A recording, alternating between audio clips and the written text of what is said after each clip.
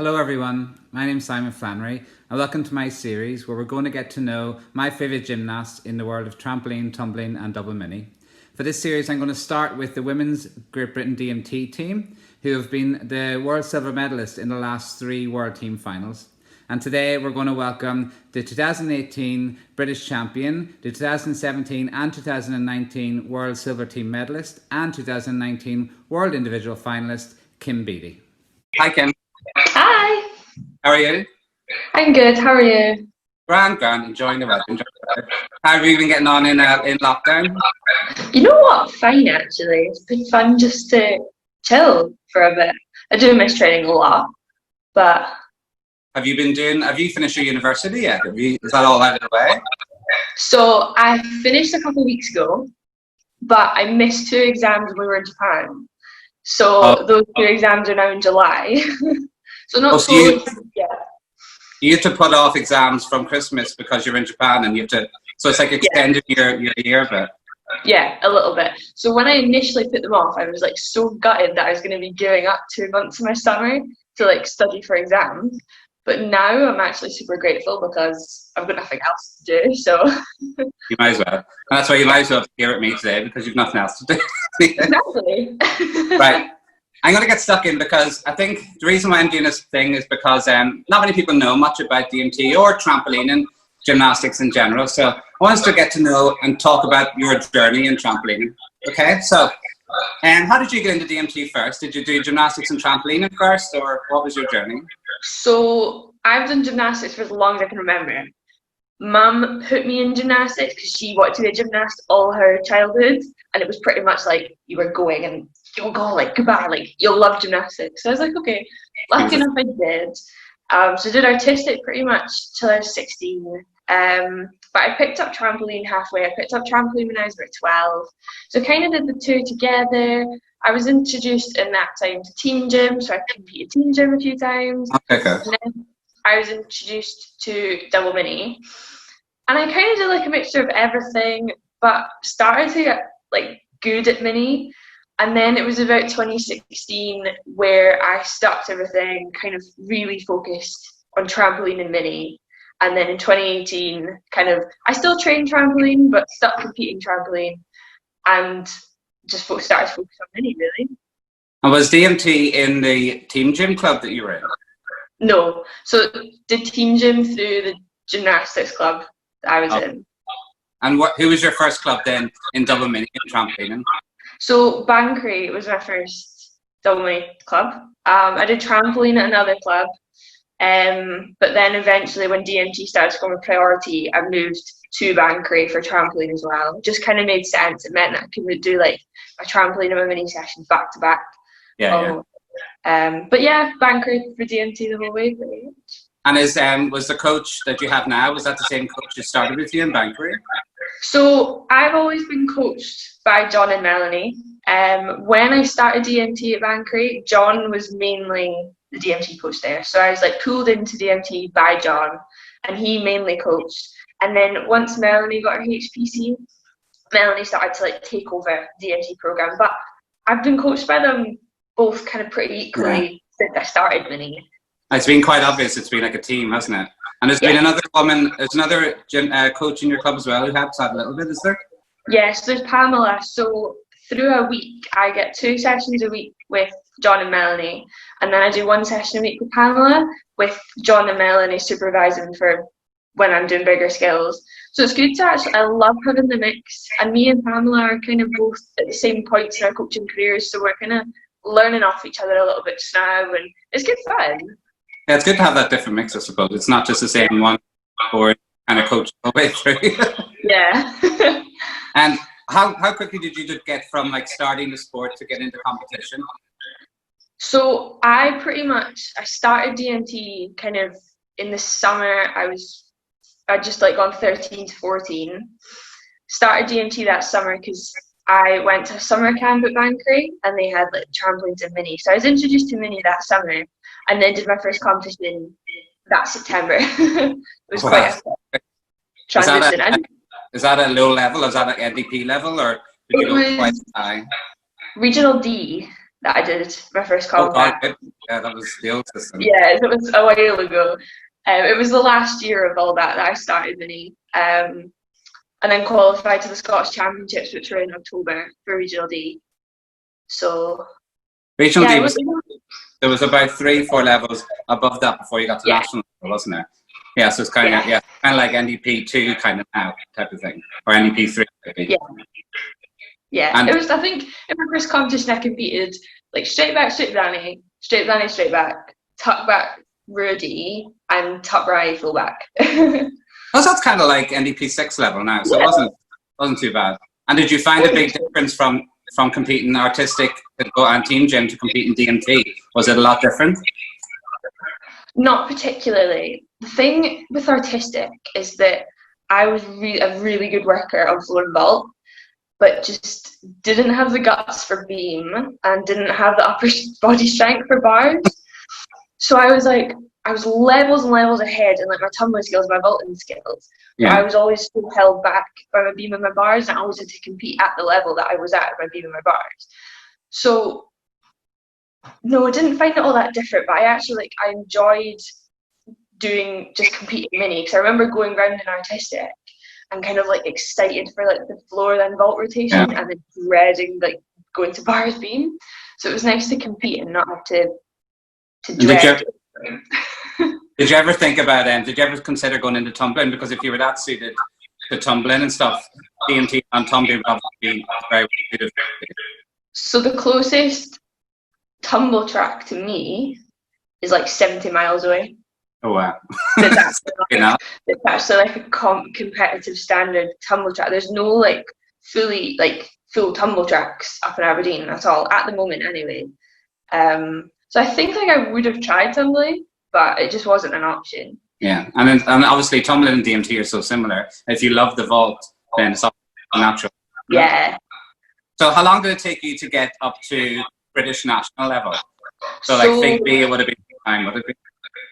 I competed my first year at Fig when I was 17, so 17, 18. We kind of did it on this was when 17, 18 was the last age group, and it wasn't 17 to 21. Okay. And I remember sitting at training one day, and Melanie just kind of looked at me and she was just like, it's going to be your last year in age group.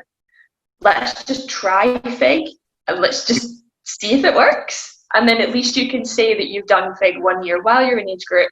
You're not going to get absolutely slaughtered in senior. And we'll just give it a go. So that was 2016, that to me. Yeah. I remember seeing it. I didn't know who you are. And I remember seeing, because you won 17, 18, and I think your score would have come second at seniors. Yeah. So I was looking at it going, who is she?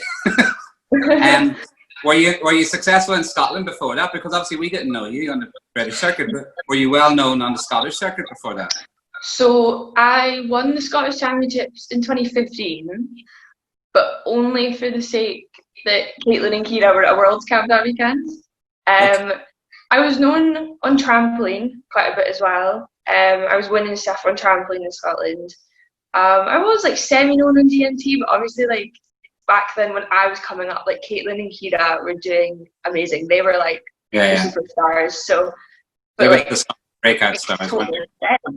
Yeah, they fully started off the kind of high performance attitude for, I'd say, trampoline and mini and tumbling for Scotland. So yeah. Yeah, because they were the first. I remember there was obviously Pam and stuff on trampoline before that, but Caitlin and Kira were the first on double mini. You can't say. Remember that. Yeah. And so when did you first go senior? Like you did 2016, so you probably had to go senior in 2017. Yeah, so I went senior in 2017, which was a big experience because it was something that I never anticipated to do. I didn't think that we'd hit that level. The plan was to do a Fig for that year, just see what happened, maybe qualify for the British, and then move back down a level. Oh, really? So it was weird. I learned a lot. I remember being quite nervous about the competitions as well, and although that was quite a big change for me, I think. It was a big eye-opener type of thing when you were against these girls who were some of the top in the world. Yeah, and I think because the year that I came senior, both the spring series were World Games trials. Okay. Now, I knew fine that I just wasn't really in the running for World Games. But Yeah. even like having that labelled, I think put extra pressure. I put extra pressure on myself, understandably. But everyone was like, that year that I came senior, everyone was on the top of their game because it was a World Game trial. So it was a tough year. Really made me push myself. Really made me like think like, whoa, what do I need to do to actually kind of get in that mix in the next couple of years? Maybe looking at Worlds at the end of the year. So I learned a lot. But Was yeah, that your plan at the beginning of the year? What did you have your sights set on qualifying for the Worlds team, or was it just I'm going to see if I can qualify for British, and then that was it? we definitely want to qualify for British. And then the aim kind of through the year was to qualify for World Age. I hadn't done an international at all till like late 2017. Oh, wow. So the aim was that year, like if we get senior, that would be amazing. But like let's aim for World Age because you need, like Melanie's, I think you need that experience now that they have the 17 to 21 age groups. Like I think it would be a really good experience for you if you did want to go senior, if you did want to try out for some senior worlds. So that was the aim. And like, where did you come? How did that Worlds work out? Where did you finish? No, In sorry, not 2017, Worlds, the British Championships. How did that British Championships work out? so I had a really, I wouldn't say a bad day on the first day. I was so nervous on the first day, and I think I finished like 7 out of 9. Just Okay. didn't have all that great a day. I remember being in the hotel that night, just so upset with myself because I was like, I knew that I'd hit the kind of scores for World Age. But at that point, I was kind of on the cusp of getting scores to go in senior worlds. And I was just so upset with myself. I was like, oh, I'm not good to worlds. So came into the competition the next day and was just like, okay. And I hit the senior world score from like 2 of the passes that I didn't think I would hit. I put the bigger passes out on the first day to try and hit, and then the next 2 would kind of just be like the next 2 that I had to do. So didn't expect I could hit the world score from that, but I did. And I think I moved from 7th to 4th, which was a big leap for me. Yeah, so finished 4th in my first senior British, which I was over the moon with, to be honest. So you've gone from like 17 to 18, your first year at British and at senior level, and you were 4th. When you went into the 2018 season, what were your expectations for British? Like just thinking about domestically, what were your goals and stuff for British championships that year? British that year, after 2017 British, Melanie was like, right, prelims not so good, so if we'd up the prelims, if we'd made the prelims pretty, medal. So like the whole year was kind of like, let's try and get in that top 3 at British. Yeah. And then did you do like throughout the spring series, which is the qualification, were you hitting in the top 3 as you were going along? I can't remember actually. No, that year, that was the year that I trialed for Europeans, fell in the trial, didn't get to Europeans. Then I remember coming to the gym the next day and I was like, right, we're going to learn full flow. We're going to compete full flow at first big series. Because at that point, I think the only Brit doing full flow was Kirsty. So I was like, right, we're going to come back. We're going to make a bit of a statement here. And then 2 weeks out from that spring series, fell short on a full flow and totally like mapped at my ankle. So I didn't actually compete spring series that year at all. Oh, did you get a bye through to British from competing at World Championships? I did Scalamus Cup in July, and it was fine. It went okay. It wasn't my best comp, but it was good to compete. And then obviously we had the British in September. And then so we went into British, and we obviously know the result now. But what did you think that you could go in and you could win? No, so that year had actually been pretty awful, to be honest. I'd obviously like not moved like 3 euros, then was on like the road for kind of like a bit of a big statement comeback. Injured myself, then I came under fire. I had a lot of bullying from my friends. Oh, wow. Went under a lot of that year. My granddad got diagnosed with cancer. This all happened in the stage of like 2 or 3 months. and it was all just like, it was quite a lot for me. Competing at Sky was tough. I wasn't happy with how it competed, to be honest. And I was kind of just came in and I was like, look, Melanie, I'm done. I don't think I want to do this anymore. She's like, no, like, it's a phase, it's fine. We'll get over it. So really, she kind of helped me channel everything just into training. And it's like, right, we're just going to focus on training. Everything you're going to do, you're going to focus, everything we do is going to be for training. You're going to forget about all these people that are giving you nasty comments, they're saying all these things, they're giving you grief. We're just going to go and we're going to focus on training. So training with the summer went well, like back to, like, to the end kind of August, like things were going really well. My ankle was feeling really good. And kind of the aim at British was to just go and land 4 passes. After like what I'd kind of been through, I didn't really want to put any pressure on myself for that British. And do you think the training and immersing yourself in that training, do you think that helped get over everything? Like having that blinker view and just concentrating on one thing? Yeah, definitely. There was just so much going on. Luckily enough, like kind of halfway through that summer, my granddad got all clear from his cancer, which was amazing. So that kind of boosted me up a bit, but still trying to just focus on myself and doing everything, doing what was like best for me. That really helped me, and just thinking about myself and just pushing myself and see what we could achieve. How close do you think you got to quitting? Like, was it a close thing where you decided I'm done, or was it just you were considering it? There was a week where I was like going training every day. I was like, I don't want to be here. I'm going to train, but I don't want to be here.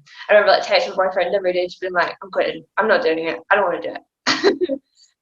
But then kind of we trained that summer. Like we trained Tuesday, Wednesday, Thursday, and then we'd have Friday, Saturday, Sunday, Monday off. Okay. And I had that kind of weekend off and came back on Tuesday, and I was like, oh, actually, like, I like this a little bit more. I was like, okay, maybe we'll just keep going. So I think I just had that week where I was like, no, I'm not doing it. But I was too scared. I didn't want to like disappoint Melanie and John by coming in and being like, I'm quitting, see you later. Because I knew they would be really disappointed, because I knew that they had a lot in store for me. They knew that I had a lot longer left. So yeah, that was it really. So then, how did it feel then when you went in and you won the British Championships? That must have, because of everything, like it's an amazing achievement anyway, but to come off the back of what you've just gone through, it must have felt extra special. Yeah, I cried for hours after, to be honest. I don't even know, it just felt incredible. It just gave me such like a sense of kind of belonging and belief in myself again. And we were training for the British Championships, but we weren't training for any particular goal. We were just training for the sake of training to go to the British Championships and land 4 passes. Like winning a British title is, I think, something like every British girl dreams of. Yeah, it's a big deal, and it was something that I always wanted to achieve, but I just never thought that I'd achieve it like that weekend. Yeah. I didn't even think there's a possibility. I remember seeing myself in first after the first day, hit the score to qualify to the Worlds that year, and I was like, whoa, yeah, this is good. But still not really considering it. I was kind of like, oh, but I've got my lower difficulty passes the next day. Someone will overtake me. Someone will come past. And nobody did. So that was so at that stage, it was cumulative, wasn't it? The first day and the second day got added together to give your score to the British Championships. Yeah. How did it feel then, actually, because that was the year Ryan won and I got to go on stage with him when he won. How did it feel, because of how much they'd helped you, to have Melanie on the podium with you? Because they obviously present at the British Championships the coach with they recognise the coach of the British champion, which is quite special. How did that feel, having her on stage with you? That was so nice, because I think, especially that year, like, your coach is such a big person in your career. Like, you wouldn't be where you are without your coach. Yeah.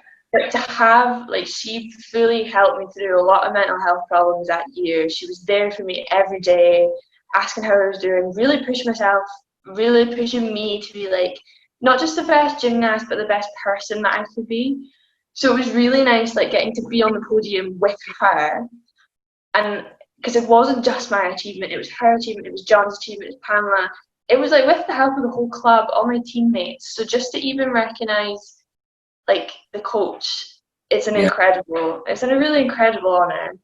Yeah, I think it's quite special. I think it's one of the brilliant things that British gymnastics do, because the coach has forgotten a lot, but it's a big journey for everyone. So when did you then make the national team? So we talked about British Championships, so you were talking about Worlds and Europeans and stuff there, but when did you actually first make the British team? So I made the British team in 2016 after the British Championships, when I did compete 17, 18. So I went straight into the senior British team after that. Was that the qualification? Did you get an invitation from the squad coach to come and attend the squad, or did you apply? Yeah, so it was straight after British Championships pretty much. I remember Phil talking to Melanie and was like, yeah, we'll invite you along to August camp. I also got selected for an international as well in Belgium, but then we decided not to, the whole team decided not to go. But it was nice to even just be selected as a team. Did you know when you first went to squads, did you know everyone? Like, obviously, these are probably a group of gymnasts who knew each other for so long, and you're the newbie coming in. Did you know them? So the week before, so the squad was on a Saturday, Sunday, but during the week I was in pool with Melanie doing her HPC course. So that week I met Phil, Tom. I got to meet like a lot of the people on squad, and then I also knew Caitlin and Kira, who I travelled down with to Birmingham. So I actually I knew a lot of people. It was Fraser's first time as well, so I actually knew a lot of people. So it was nice that I didn't feel so left out, because I had really good friendship with Caitlin and Kira and Fraser at that point. I was really getting to know Kirsty and Sapphire and all that. So it was actually it was nice to not feel like a total stranger. Because it can be walking into that, especially if you arrive late, because obviously me and you coming off the plane, a lot of times we arrive late. But walking in and they're all there and they're all talking to each other, you're kind of like, okay. I do remember feeling even when I was with them, I was still feeling quite intimidated, because back then you only got your kit. You're breaking up. Getting to go to internationals. I didn't have my kit for I had my kit. So everyone else was dressed in their GB kit, and I didn't have mine. And I just even just going to Lilleshall just felt so intimidating. It has that feeling, doesn't it? It's yes. The mecca of gymnastics for us in Great Britain and Northern Ireland. And did you trial for Euros that year? So Melanie put in a letter to we had to if you weren't on the British team, you had to put in a letter to ask to trial, and we asked to trial, and I didn't get a trial that year. Oh, you weren't allowed? No. So you were kind of thinking, even back then before you were on squad, you were thinking about potentially going international. Yeah. So then was Worlds then your first international competition? So before 2017 Worlds, I did Lule Cup. So that was my first international. Was that for Great Britain? Yeah. And how did you do? I won. It was a bit of a shock, to be honest. I kind of just went into the international we need to get experience for the World Championships. Yeah. That was the main goal. So to come out, obviously it wasn't a cumulative final, so to come out top, that was a really good feeling. It kind of made me feel right, yeah, you're in the right place. You are ready to go to Worlds, which is a really good feeling. Did you know you were going to Worlds? Yes, we found out. We flew to Lule on the Tuesday, and we found out on the Friday if we were going to Worlds. Yeah. Did it feel different competing for Great Britain? I know Lule is set up, and it's not bigger than a spring series or whatever. But does it feel different competing for GBR, competing for your club at that? Yeah, it does feel a lot different. I think there's something nice about competing for your club, but competing for your country is a whole different thing. Because you had to earn your right to be there. You had to earn your rights to wear the kit, wear the leotard. So it was a really special feeling. I don't think I'll ever, no matter how many times I compete with GB, I think I'll always feel that same kind of pride. Did it feel different? Because that would have been your first competition, not having Melanie beside you. Yeah. Did that feel that who looked after you at that competition? So it was Tom and Lauren, but obviously I'd known Lauren for years, and then I'd been on the squad for a whole year before that international, so I'd known Tom really well. So to be honest, I'm very comfortable moving between coaches. As long as I get on with them and have a good relationship with them, I'm more than happy to move between coaches. So it wasn't too big a problem for me, to be honest. It's good, it's adaptable. So how did you, what was the qualification for Worlds? How did you qualify for Worlds? I just hit the score by 0.1 at the British Championships. And that year was British the only trial? Because I know now we have more qualification events, but I think British was the only trial, wasn't it? I think British was the only trial. I could be totally wrong. I think it was. But I think it was the biggest trial. Anyway. And did you expect it? Like, did you expect to hit it? Or were you going in there thinking, I'm going to hit it? Or were you just hoping? I remember looking back at my score after. I was like, whoa, like you hit the senior score. But very much, because I'd never gone through a selection process before, didn't really know what it entailed. I didn't really know, like, if you hit the score, does that mean you're going or whatever. So I was pretty, like, happy that I'd be selected for World Age. Yeah. But it was kind of like, oh, we're not sure if we get selected for senior, but we'll just see. So obviously, after you've done the British and you know you've hit the score, but you don't know if you've qualified yet because they have to do the announcement. Were you hopeful? Because there's a quick story comes to my head. I remember outside the British straight after, and you had come forth and you hit the score, and I met John, and he had been judging. And I said, John, are you excited? Like, she's probably made the team. And he went, what do you mean? It's only the top two who hit the score and make the team. And I said, no, there's 4 people on the team, John. Yeah. And I thought he was going to faint. I think he had forgotten or something. And it was just, I think he was like nearly going to faint outside. It was quite funny. Did you feel you had your space at that point?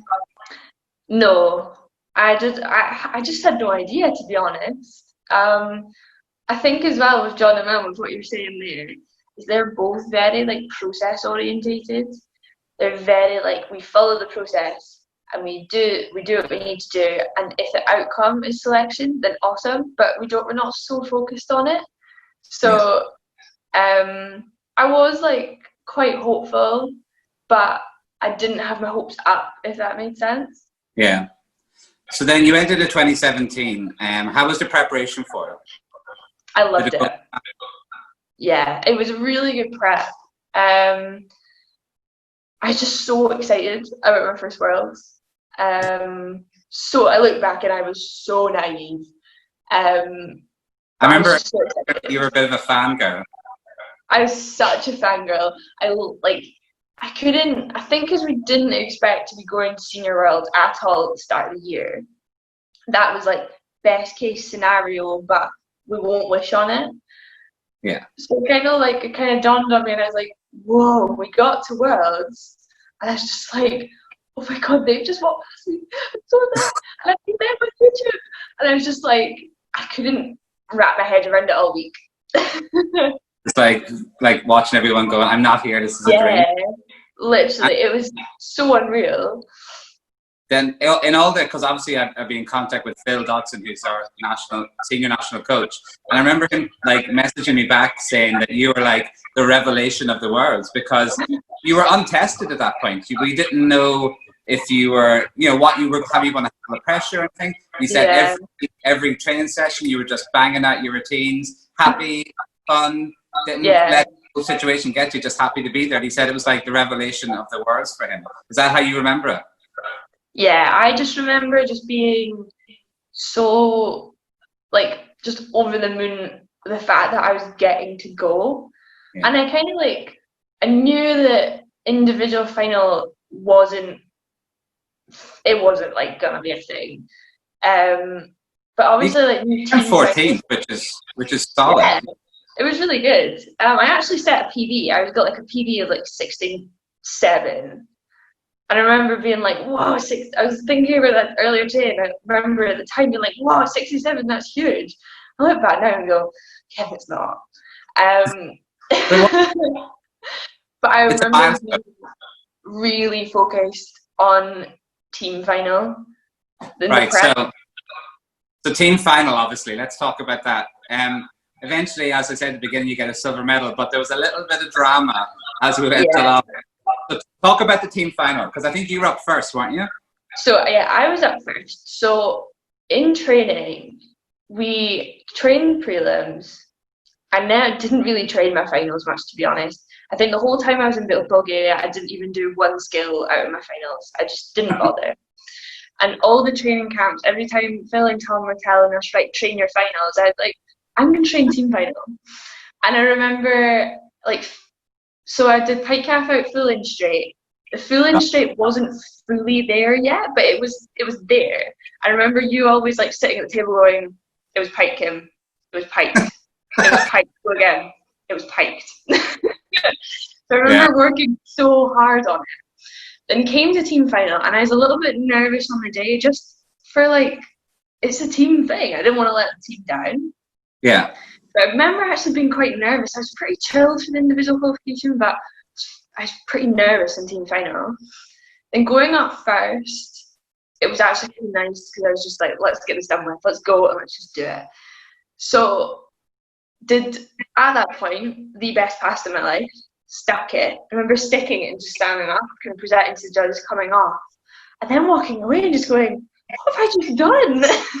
I remember watching the video, and it was like this perfectly straight, stuck full in straight. I use it now in presentations of why you shouldn't do a shape full in, why you should only do it straight, because of your. And I just remember walking away with Phil and being like, whoa, I just did that. The team final, I just did that. And then got 34.9 for the pass, which I think was like 0.6 or 0.7 higher than any pass I'd ever scored in. It was the highest difficulty I'd ever competed. So I was so chuffed, I was so excited that I'd done this for the team in that time. And then we got the 0 score, which was like, I was pretty devastated about, but I understood it. It's a team sport. So, explain who got the 0 score, like what happened there.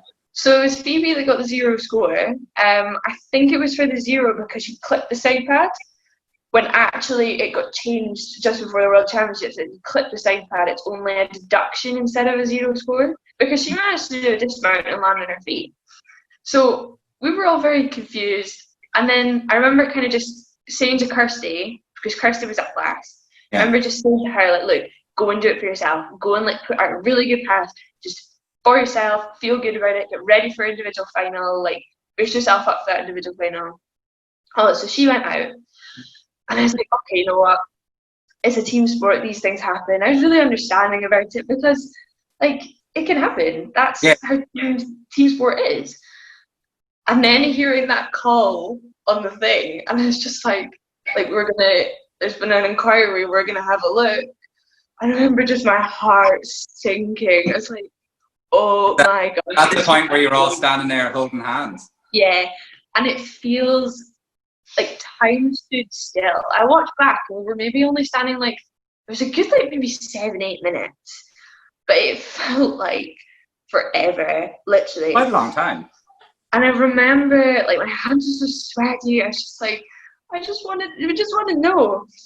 And I remember that moment when I saw the chair look at all the judges, and all the judges start to like put in numbers on the screens, and I was like, oh my god, this might be it, and it just like staring at that scoreboard, and then it went up, and obviously it was just pure, like, elation, going from like the understanding and like already like having accepted that we were not going to get a medal to going into second. That was the best feeling in the world. I watch it every time and I still like cry. I got it on my screensaver on my laptop, and every time I open my laptop, I'm like, oh, that was the best moment ever.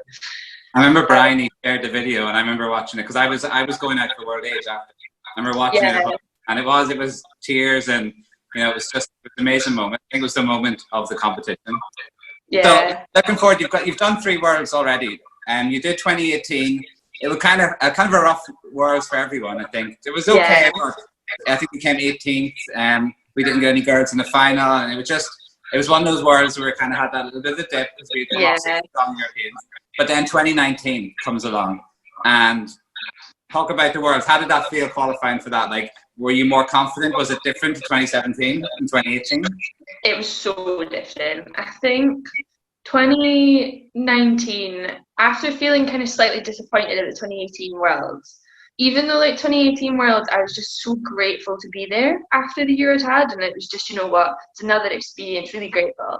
I still felt like sort of disappointed, and it was like, right, let's really bump this up. Let's get going now. We've had the experience. Let's go and see if we can make a final this year.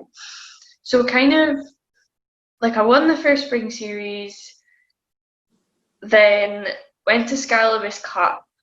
So Scalabus Cup was the first time I competed my world's prelim round. So the idea was to get the tuck calf out full straight and the pike calf out full in straight in as early as possible in the season. Yeah. So it was the Scalabus Cup that we first got that out. And I remember landing the tuck calf out full straight and going, whoa, like, we've done it. I remember actually standing at the end of the runway because I've never competed full in competition at all. Decided to put it out first time in an international. And then I remember being like, don't be the hero, Kim, just do it tucked. Because it was really like iffy between like the tuck and straight. And I was like, just don't be the hero, let's just do it tucked and let's just do it in comp. And then did the half out. I remember coming down from the half out, I was like, no, it's private, let's do it straight. So you didn't know, was it planned to do it tucked and then you changed it to straight last minute? And it was great. And it was kind of from that moment on, I was like, whoosh, like this world final could be a thing. And then broke 70 at Valladolid, then came into Worlds. The prep, especially my prelims passes, was so good. And I was like, right, I know that all I need to do is put these two passes to the box and I should be in a final. And that's what I did on the day. And did you feel calm on the prelims day? Did it feel nervous or calm, or did it feel different? I felt so chilled. I think I've been working with a sports psychologist now for about a year now, so since last probably May, and he's taught me so much. And on the day, I just felt so super chilled. We were competing at like 8 at night, which when I initially did hear that, I was like, whoa, that's late. That's a long day. But I was so chilled out the whole day. Just wasn't even thinking about it. Remember, like before we warmed up, I was like, whoa, I'm nervous. But as soon as we started the warm-up runs, I was like, oh, it's fine. It's just what you do every day. And you say you wanted to make final, but obviously everything went really well and you placed second. Was that a shock or was that expected? Yeah, that was a massive shock. Didn't quite expect. Like, I wanted to final, but I thought if we'd finaled, we'd kind of final like 8th, 7th, 6th. So when I kind of turned around, I was one of the first to go up in the last rotation. So finished my last pass, walking back, saw on the scoreboard that I was in second on Olina. I was like, that's awesome, but there's a couple of really good girls in here that'll probably bump me down. And then looking at the final rankings after, I was like, whoa, we're still in second. And so when you finished your prelims and you were in second, did you think, did you know the team total as well at that point? Yeah, so we were in second team after that. Yeah. And you were, I think, you were quite one behind the Russians, weren't you? Quite one behind the Russians, yeah. So going into that team final, because obviously you had come second, well, you weren't involved 2015. 2015 you come second, 2017 come second, and you were only 0.1 behind the Russians. Was the aim of that to go and win, or was the aim just to put down your passes? In the back of my mind, I was like, ooh, this could be our year.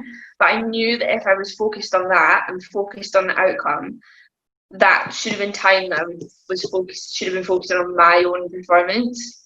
So I remember like texting Melly and she was like, look, just focus on the passes today. You do the best you do, and whatever the outcome is will be fine as long as like you can do the best you can for the team. Then that's all you can ask. And I think you did your PB difficulty in that final as well. Yeah, so I did PB difficulty again, so pike calf out full straight, and I got a PB pass score of 35.4 as well. Wow. So it went pretty well then. And then did that set you up well for the final? Did you feel pumped then to go and do the individual final? Yeah, to be honest, by final day, so we were competing Thursday, Friday, we had Saturday off, and then Sunday, and then we were travelling home on the Monday. And by final day, I was pretty tired. I'd never, because I hadn't ever done this kind of 4-day compete thing, I got to final day and I was pretty like didn't want it over with, but I was ready to just be done and just kind of have that like feeling of relief of being done. But that final, I think, was maybe one of the like best moments ever, just because I was competing in a really good final. Like I knew that I was probably going to be like bottom of the pack, and being in the warm-up hall and being kind of like, whoa, like look who's here, like one girl came out again. Back to 2017. Yeah, I had absolutely no pressure on myself because like it's your first final, just go and enjoy it. Like that's the aim of this championships, was to get to the final, and we're here, so just go and do and enjoy. So I just had so much fun. I loved it. Did it affect you at all? Obviously, when I'll talk to Kirsty about it when we talk to Kirsty. But was she injured herself in warm up, and she injured herself on the competition floor? Did that affect you, or were you so focused on your performance that you were just able to block it? I was so focused. See, when I kind of like go into competition, I go into like comp mode, and it's very much just like cold-hearted, no emotion, kind of. I just zone everything out, and I don't really care about what everyone else is doing. I don't really watch the competition. I just focus on myself and focus on me. And I knew that she was hurt. I was like, no, don't think about it. You've got all the time in the world to think about her after the comp. That was kind of my attitude at the time. I was more concerned at that moment, like who was going to be coming in for matting, because I knew obviously Kirsty was really hurt, and Tom was kind of standing thingy into Kirsty, and I was like standing up, and Tom was still with Kirsty. I remember Phil was standing beside me. I remember just saying, "Phil, go, like go, Matt." Yeah. Just kind of like, just so I knew that someone was going to be there and there wasn't going to be a fast. But it was good fun. I look back at it and just think, like, wow. Well, 5 for 5 passes. You can't ask much, really. And so we've talked about worlds, and you seem to smash worlds and always qualify and do really well. So now let's talk about European Championships. So 2016, obviously, you applied to trial. Me and Phil Dodson didn't take your application to trial, turned you down. So 2018 trials, you've just come off 2017 Worlds. You smashed, you smashed it. You did amazing in team finals. Did you expect that you would have a place on the European team? So we had the first camp of the year, start of February, I think. And I remember going to that camp totally ready, smashed out all 4 passes, and I was kind of looking around and being like, yeah, like you should make this team if you keep training hard. And we trained really hard, and I was in really good shape for the trial. And then on the trial day, it all just crumbled, and the whole team rested on that trial. Yeah. And I put my hands down. I like pinged off the back. I just had a really shocking day. And it's tough. Like you say, at Britain at that time for Europeans, it was a one shot. You had that only shot. Yeah. Did you feel disappointed after that? Was it devastating, or were you able to pick yourself up? I was so disappointed. I was really I just felt so let down because I'd worked so hard, and then I just let the pressure get the better of me on the day, to be honest. Yeah. And then I just wanted the teaming out. I was so grumpy the rest of the week. I just wanted the teaming out to come out. So I just knew it was on paper. And then we could start building again. And once that announcement came out, I phoned Melanie. I was like, right. I was like, we're doing full. We're doing this is spring seed. We're doing that. All this. So I actually bounced back really quickly. And I was looking in really good shape after that. It's quite a tough process because, I guess Phil always says, you're coming off an off season and you're expected to just hit. So 2020 comes along and we've changed the process. British Worlds and the trial count towards selection. So you're in a really good place going into 2020, qualified for the 2020 World Championships or European Championships. You've just made European finals. How were you feeling? Were you feeling like you were going to go and medal at Europeans? I was buzzing after the selection because I was finally selected for Euros. After 3 Worlds, I was finally selected for Euros. I was so excited about it, but always had in the back of my mind, I was well, it might not go ahead. But the kind of in my head, the aim was to qualify for final, and again just get that experience in final, maybe upgrade a mount in the final, but more kind of do it for the experience, just qualify for the final, not play any tactics, but holding prelim passes back, because you've still got to be in the top 2 Brits. And I was thinking at the time, like, that is still going to be a big job. Yeah, it's still hard. Yeah, so thing was to qualify for the final, and then it was kind of in the back of my mind, well, we beat the Russians at Worlds, so could we like top European? Yeah, because when you take out the other ones, like the Americans and everything, you know, it's possible. Yeah, so I'm gutted. It's not going, but it's fine. Are you happy though that they've put another date for 2021 in Sochi? Yeah, I'm excited. I think it's nice. It's nice to know that there's actually going to be something, even though it's a year away. We've still got something to work for. Yeah, exactly. So that brings me on to, we'll talk about Europeans again another day when you've actually done one. And hopefully you've got a really big experience. We'll talk about World Games a little bit. So obviously, because of all this, World Games has changed as well. Was World Games one of your big targets in the future? It's one of my targets, but it's one of the things that if I don't get to a World Games, I don't think I'll be that bothered by it. As long as I give it my best shot, I don't think I'll be too bothered. It's one person that goes, so it's a tough thing to do. Yeah. Does that make it feel really different? Because obviously, you know, in Europeans or Worlds, there's 4 spaces and 2 of you can make the final. Does it feel so different than knowing that it's World Games? Does that put less pressure nearly on it because you know it's that kind of luck nearly? Yeah, I think it's less and more because every trial will really count. I don't think you can really afford to make any mistakes if you really want to be selected. Yeah. But again, it's just something like if I get selected and I get to go, it would be amazing. But if I don't, then it won't be one of the things that I'll regret about my career. There's plenty of other things as well you can do. There's loads more that you're going to see anyway. So it's probably one cool thing to do, but there's loads more to do for it. Yes. Cool. So let's talk a bit more about just generally about your trampoline career. So what's been like the biggest win of your whole the biggest moment of your whole career? The biggest moment had to be getting that team medal in 2017. Because I think that just made me realize that actually you're good at this. Like you've worked your way through and you're actually like standing on a world podium with your team. Like that was kind of the click point. Yeah. And what's the differences between like the feeling between the differences of when you were competing and it's being successful as part of your team or competing and being successful as an individual? Does it feel different? Does it feel better? Or? I think competing as an individual, I'm always less nervous because it's just you.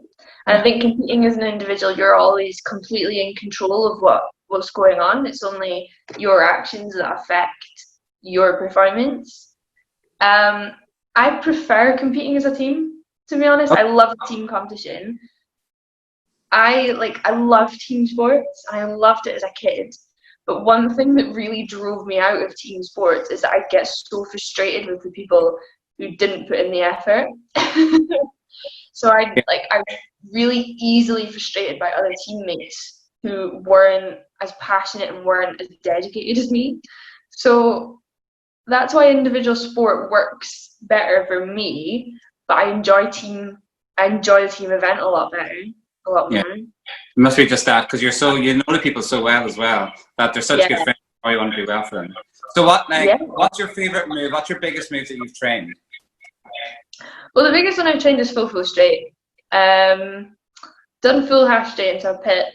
To be honest, difficulty is not my forte at all. Have you future plans to upgrade more, or are you going to stick at what you're doing? No, I definitely have future plans to upgrade. I'd like to upgrade my mounts, so whether that be like full half straight, Rudy out top hike, I'd definitely like to see that. And then on the dismount side, I think I'd quite like to see Miller come in there, but in a long time, I think. Does it take you a lot? Like, are you slower at progressing to new skills than others? Or? Yeah, I think I like to know that I have every step right. I'm not a risk taker at all. I like to know that the prep is perfect before I actually kind of go on to the next bit. And I think that's in some way it's held me back slightly.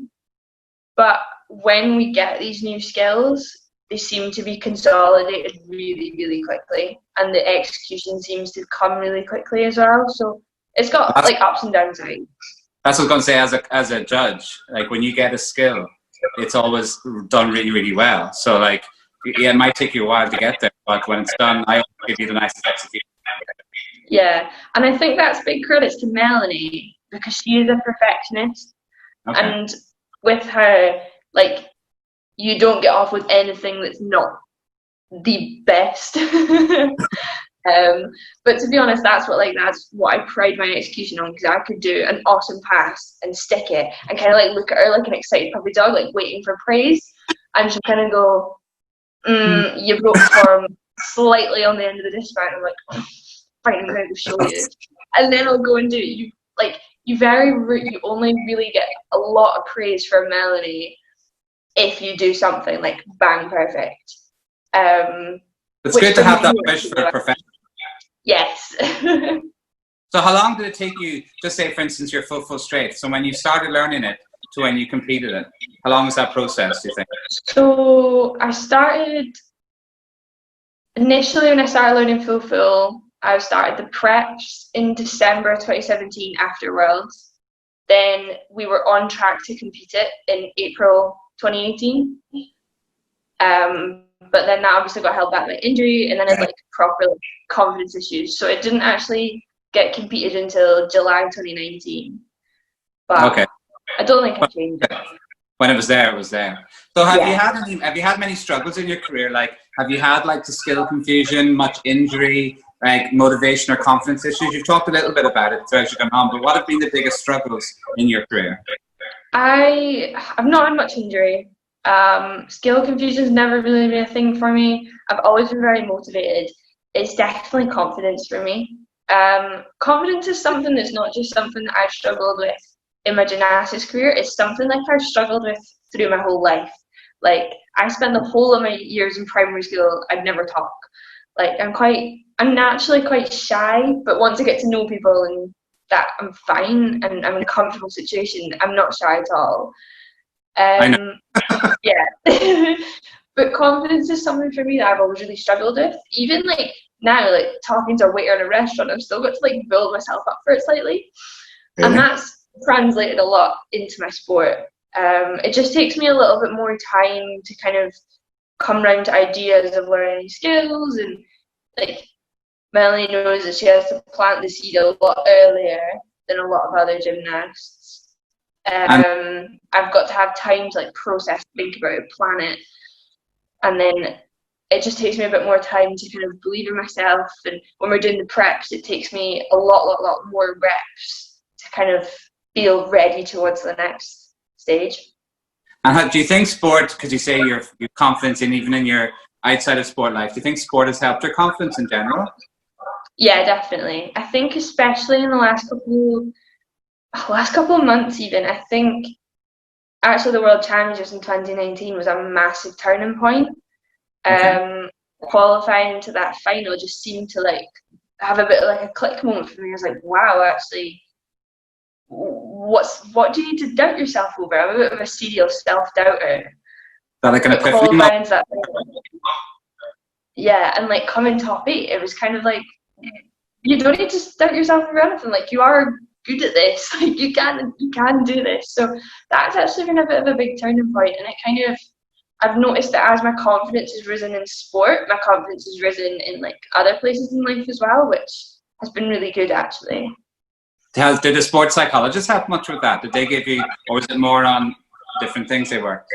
So yeah, I would say like I was a good gymnast before I started working with a sports psychologist, but he's absolutely changed the game for me. He's like turned me from a good gymnast to thinking to a great gymnast. Okay. I think without that like psychological support and getting to talk with someone I usually talk to them every 2 weeks, and we kind of work on things, and I'll go away for 2 weeks and work on things and come back and feedback.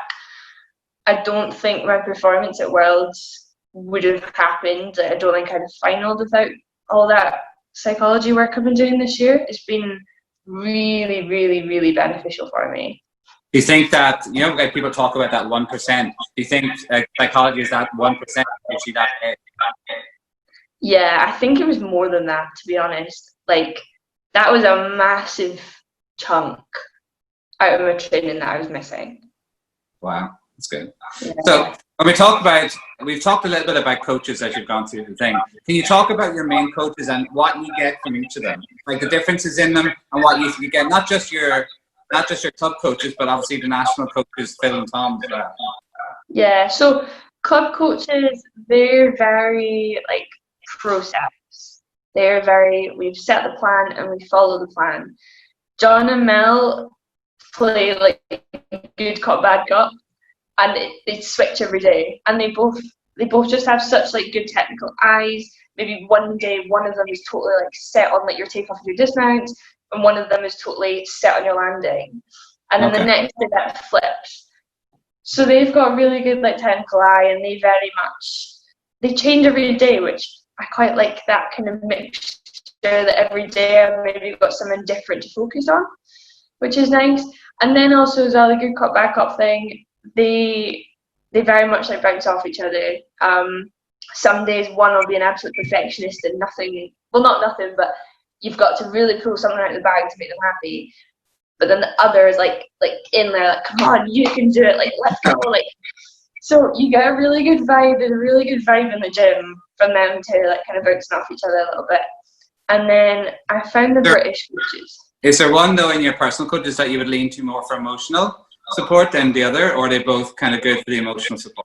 I think they're both equally, to be honest. I think the whole club, agrees with that. We don't call ourselves a trampoline club, we're a family. So everyone knows that the agreement is that everyone can talk to everyone in our club, and like you've always got someone there to help you out. So it's very equal between the coaches. It's not just a coach-gymnast relationship, it's the environment. They've created a whole environment for you to flourish in, type of thing. Yeah. Amazing. And what about the national coaches then? So how do they differ? So they're a lot more ambitious than my personal coaches.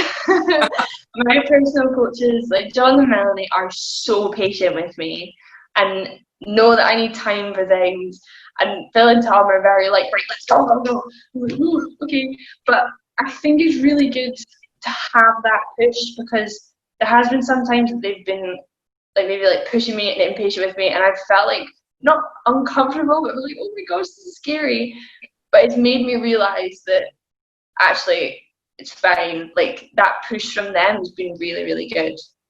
And it's good to probably have that every so often, but then backed up by the consistency of your personal coach. So outside of your coaches, outside of people in the club, who are your support network outside, like boyfriends, parents, that type of thing? My parents and my whole family are massive fans. Same with my boyfriend as well. They try and come to every international they can. So my whole family came to first Worlds. My mum, dad, my brother, my boyfriend. Second Worlds, my dad and my boyfriend came. And then in 2019, my mum and dad came out to Tokyo. Okay. Always there for me. They always there to support me. Mum is always texting me like after, she's like, let me know, because it's a 40-minute drive from the gym to home. She's like, let me know when you're leaving, I'll put your dinner on for you. Like, they are just so supportive, and they just want the best for me. They're trying to figure their way. Did they get involved much in the actual technical part of it, or did they leave that all the coaches and just support you? Leave it alone. They very much kind of ask, like, they'll be like, oh, how's training going? I'm like, yeah, it's good. Or, oh, no, it's bad. But they leave me to talk technical if I want to. They'll never push me to kind of say, well, oh, how's this skill going, or how's that skill going? If I'm willing to talk about it, they'll talk back to me and they'll talk to me, but they never push me to talk about training. If I don't want to talk about it, they won't talk about it. And I think I owe a lot to them because they've created such a good atmosphere at home for me to thrive in. So another environment. And what about in terms of your teammates? So not the coaches and that, but your national teammates. Is there a support structure there? You know, what way do you support each other? Yeah, like we all have such a good friendship. I think because we see each other so much throughout the year, we have such a good friendship, and we're all like in touch even through lockdown. I've been talking to loads of teammates. Like, it's been really nice to just stay in touch with everyone. And you always know that if you're having a problem if you're just having a really bad time, you just message one of the teammates because it's away from your club.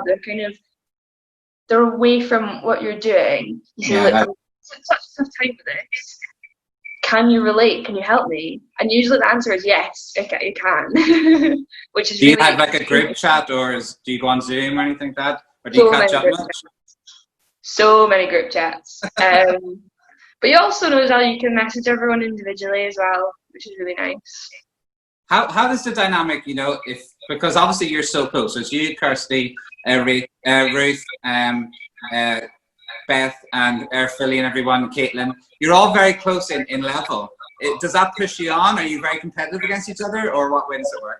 I think we're all very silently competitive. I think, like, I know that I genuinely want everyone to do their best, and I know, like, I want the best for everyone. But I also know that I need to be in the top 4 to go and make the team. So I think we are all so supportive, and I always want the best for everyone.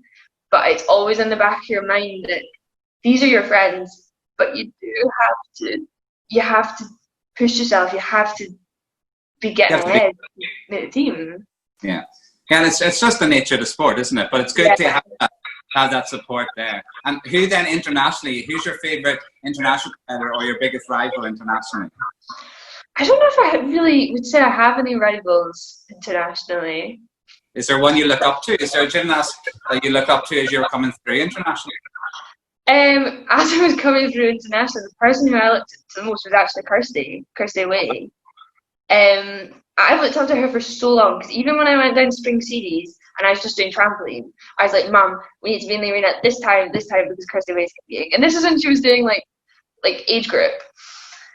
So I just looked up to her for ages. I remember coming to camp and she being so friendly to me. And for first year, I was like, oh my God, she's friends with me.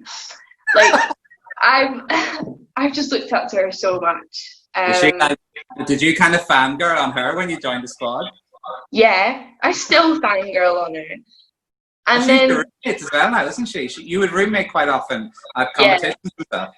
And then getting to do the final at Worlds 2019 with Kirsty, even though she had a bit of a mare, it was the best. I loved it. I loved like doing the final with someone who'd I admired since the start of my DMT career, pretty much. And like I've always known that like Lena and Bronwyn, like they are incredible, and I've always like watching them go, whoa, you're good.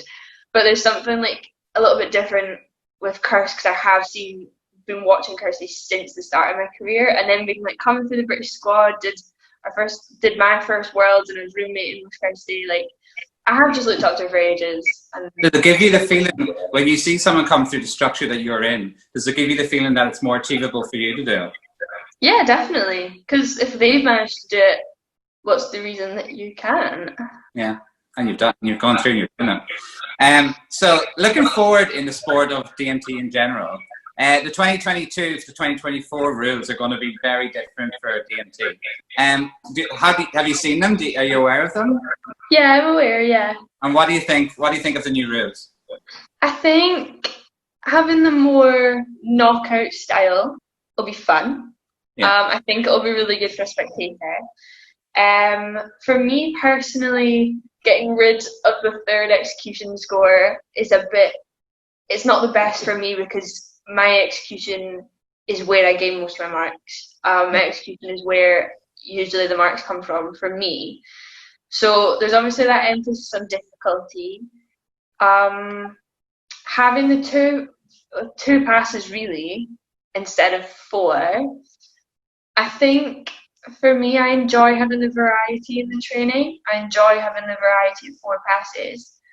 But then it's come to make me realise recently that that variety is just going to change. Instead of like training more passes, we'll just be training harder skills, and training different combinations of harder skills. So I think it should be good fun, you know. I think it's going to be a big shake-up that it's going to take time to get used to, but I think it could be fun. You think that'll make you more competitive when you go to final because you can repeat your biggest skills and your biggest passes? Definitely. I think it'll also be a big thing about consistency. Like, can you put out those big skills consistently over and over again? Yeah. And especially the knockout scenario as well, that you've got one chance to do it, and if not, that's you out of. Right, there's no second pass if you don't get. Yeah, there's no second pass, except from qualification. There's no second pass to fall back on. So yeah, it should be interesting. It'll be fun, be different. So, have you thought much about what you're going to do after you retire? Like, what's your involvement in sport going to be after your? So, I've already got my coaching qualifications. I've got my club DMT, so I've already got my own little group of beginners at Bankery. So they're just like NDP1, NDP2 level, which is really fun. I was also waiting to get assessed for my level 3 modules 3 and 4.